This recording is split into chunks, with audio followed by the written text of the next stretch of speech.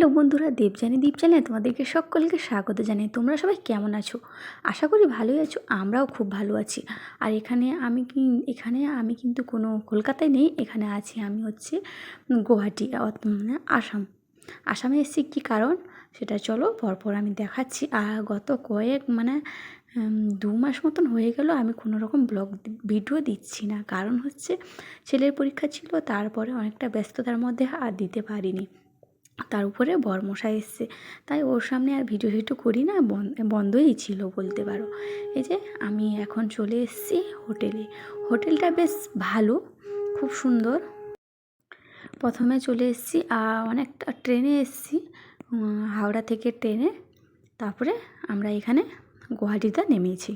তারপরে ডাইরেক্ট আমাদের cab book ছিল, সেখান থেকে চলে আসলাম হোটেলটা তোমরা দেখেই বুঝতে পারছো। আর সব কিছু ফর্মালিটি করার পর আমাদের হোটেলের চাবিটা দিয়েছে। হোটেলটাও একটু দেখাচ্ছি। আর বাইরের ভিউটা তো খুব সুন্দর, রাতেটা এখন দেখিয়ে দিচ্ছি। আর রাতেটা খুব সুন্দর, সেটাও তোমাদের কাছে একটু দেখাবো।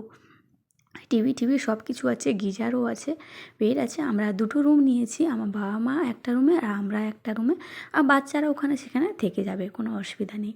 দুটোই ছেলে, এই দেখো। আর আমার দাদার ছেলেও এসছে, এই দেখো। আর হোটেলটা দেখো, বাইরে খুব সুন্দর। এই যে পাহাড়ের ভিউটা খুব সুন্দর, আর ছাদ থেকে তো খুব সুন্দর। আমি রাতে তোমাদেরকে দেখাচ্ছি কতটা সুন্দর।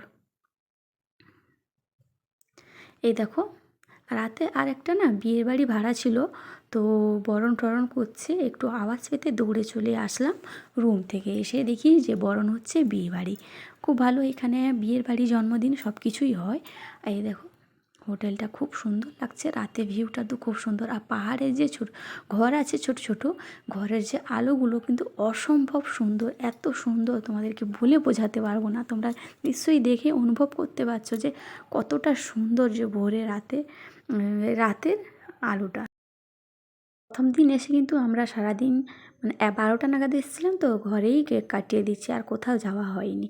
তারপরের দিন ভোর আমরা যাব কামাখ্যা মন্দিরে, যে কারণে আসা। কামাখ্যা মন্দিরে চলে এসেছি রাত 2টো থেকে উঠে স্নান সেরে এখানে পৌঁছে গেছি। তোমার এই বেরোতে অ্যাকচুয়ালি টাইম হয়ে গেছে। এখানে আসতে কিন্তু এতটা সময় না, আমাদের হোটেল থেকে 3টে বাজে। আর এখান থেকে লাইন দিতে হবে টিকিটের জন্য। আর কামাখ্যা আসার কারণ হচ্ছে আমার ছেলের মুন্ডনের মানসিক আছে, সেটাকে করার জন্য এসছি। তো আমরা অনেকটা লাইন, আমরা যখন চলে এসেছি রাত 3টের দিকে, তো 500 জন মানুষ অলরেডি লাইন দিয়ে দিয়েছে সে টিকিটের জন্য। টিকিট কাউন্টার খুলবে 5টায়। তোমরা যদি আসো তাড়াতাড়ি এইভাবে আসার চেষ্টা করবে। আর টিকিট পেয়ে গেছি, এখন 5টা 40 হয়ে গেছে। আর আমরা 40 না, এই 5টা 15-20 মতন হবে। তো আমরা এখন উঠছি পাহাড়ের উপরে উঠে চলে আসলাম। এই যে গেটটা দেখতে পাচ্ছ, ওটা হচ্ছে কামাখ্যা মন্দিরে। কিন্তু ভিতরে মাকে দর্শন করার জন্য কিন্তু একটা লাইন দিতে হবে। লাইনটা তোমরা দেখো, লাইনটা হচ্ছে তোমার 8টার দিকে লাইন 8টার দিকে আমাদেরকে যেতে দিবে তার জন্য। আর যারা ভিআইপি করে তাদের কিন্তু সেমই পড়ে, তারাও 8টার পরে পড়বে, এরকম একটা ব্যাপার। এই যে টিকিট চেক করাচ্ছে, আর যে যার হাতে টিকিটটা নিতে বললো, ব্যাস এখানেই চেকিং, আর কোথাও চেকিং না। কি সুন্দর একটা পরিবেশ। আর বসার জন্য কিন্তু অনেকটা লাইন হয়, তো বসার জন্য সিঁড়ি দিয়ে দিয়েছে, চেয়ার দিয়ে দিয়েছে, বসে যেতে পারা। উপরে পাংখাও আছে, খুব সুন্দর একটা পরিবেশ। আর কোনো পরিশ্রম যাতে অনেকেই অনেকক্ষণ লাইন দিয়ে থাকে, তো তার জন্য এইভাবে দিয়ে দিয়েছে টেবিল। এই টেবিলে বসা যাবে, এইভাবে ব্রেঞ্চগুলো দিয়ে দিয়েছে, ব্রেঞ্চে বসে যাওয়া যাবে। দেখো আমরা চলে এসেছি, আর অনেকটা উপরে হেঁটে এসেছি, জানো তো। আর কামাখ্যা মন্দিরে আসতে হলে কিন্তু অনেকটা উপরে আসতে হয়। আর দেখো, অনেকটা ভিড় হয়েছে, বললাম যে 500 জনের পিছনে আমরা, ভাবা যায় অনেকটা ভিড়। আর এই একটুকু দেখছি, তোমাদেরকে দেখিয়ে দিচ্ছি, জানলার ফাঁকে দেখা যাচ্ছে মায়ের মন্দির। আর এই যে কৃষি গাছটা কিন্তু অনেক বছর পুরনো, অনেক মোটা, দেখে বোঝা যাচ্ছে, দেখতে পাচ্ছ তোমরা। তাই তোমাদের কাছে একটু শেয়ার করলাম। এই লাইন দিতে একটু বসছি, একটু দাঁড়াচ্ছি, এইভাবে কিন্তু হচ্ছে। আর পুজোর ডালা আমরা নিয়ে নিয়েছি। ওটা কিন্তু মানে আমার মোবাইলে তুলতে পারিনি, আমার বরের মোবাইলে তুলেছিলাম। ওটা কিন্তু আর ওর মোবাইলটা আমি আর এখানে দেইনি। যাই হোক, এই যে মন্দিরটা এখন সকাল হয়ে গেছে, আর ওই রাতের ভিউটা দেখেছিলে, আর সকালের ভিউটা দেখো খুব সুন্দর। আর ভিতরে মানুষরা, আমরাও ভিতরে লাইন দিয়ে চলে এসেছি। মায়ের ভিতরে কিন্তু মোবাইল দেওয়া অ্যালাউ নেই, তার জন্য আমি কিন্তু মোবাইলে মায়ের ফটো কোনো রকম তুলতে পারিনি। তো মন্দিরের বাইরে চলে এসেছি। এখানে ধূপ প্রদীপ সব কিছু দেওয়া জ্বালানো হচ্ছে, নারকেল ফাটানো হচ্ছে, সেটাই পুজো হয়ে গেছে। আর একটা ব্রাহ্মণ আমাকে একটা মালাও দিয়ে দিয়েছেন, পরিয়ে দিয়েছেন। দেখো কপালে তোমার দিয়ে দিয়েছে, টিপ দিয়ে দিয়েছে, হলুদ দিয়ে দিয়েছে, এইসব হয়ে গেছে পুজো। আর আমরা ফটোও অনেক তুলেছি, ফটো মেনশনের কাছে 4টা ফটো তুলেছি, 400 টাকা নিয়েছে।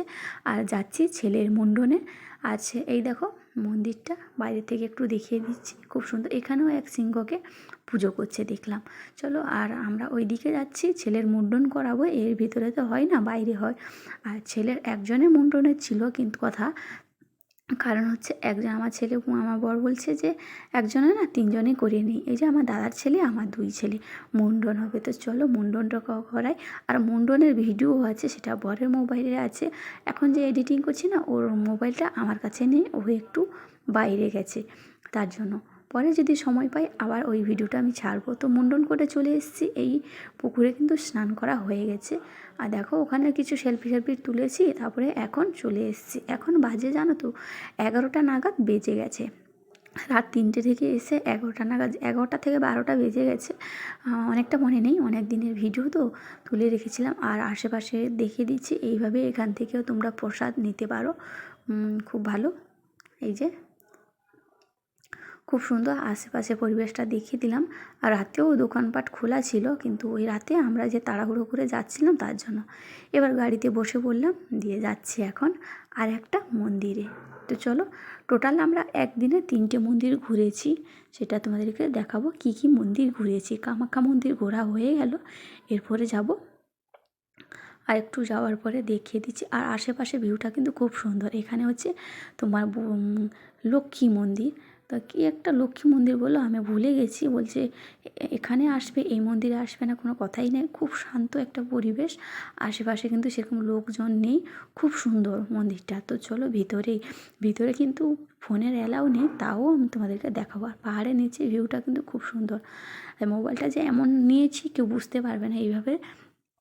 আর আমার ছেলে বলছে দেখো মোবাইলে অ্যালাউ নেই, আমাকে দেখিয়ে দিচ্ছে, ওখানে লেখা আছে, তো তার জন্য আমি বলছি চুপ কর, কাউকে বলবি না, তোমাদের সঙ্গে একটু শেয়ার করবো, না করলে হয়।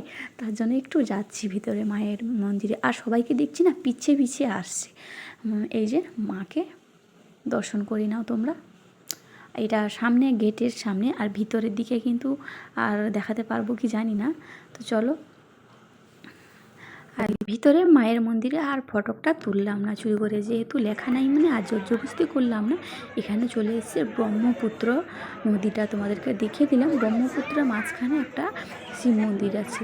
কী বলতো, মায়ের মানে আমি ভোলে বাবার কাছে চলে আসলে না আর কিছুই, আমি ভোলে বাবার ভক্ত তো, তার জন্য আর কিছুই আমার মাথায় নেই যে তোমাদের কাছে আমি তুলে ধরবো সেটা। ব্যাস এই লঞ্চে বসেছিলাম, এইটুকু তুলেছি, কিন্তু ভোলে বাবা যাওয়ার পর থেকে কিন্তু আমি কিছুই তুলতে পারিনি, তার জন্য দুঃখিত। মন্দিরে গেছিলাম, খুব সুন্দর, ওখানে দেখে এসেছি, খুব ভালো লাগলো। যাই হোক, দেখাতে পারলাম না, তার জন্য দুঃখিত। আজকের জন্য এইটুকু, আবার আসবো একটা নতুন ব্লগ নিয়ে। নতুন ব্লগ মানে ভারতের সবথেকে বড় শিব মন্দির ব্লগ নিয়ে। তো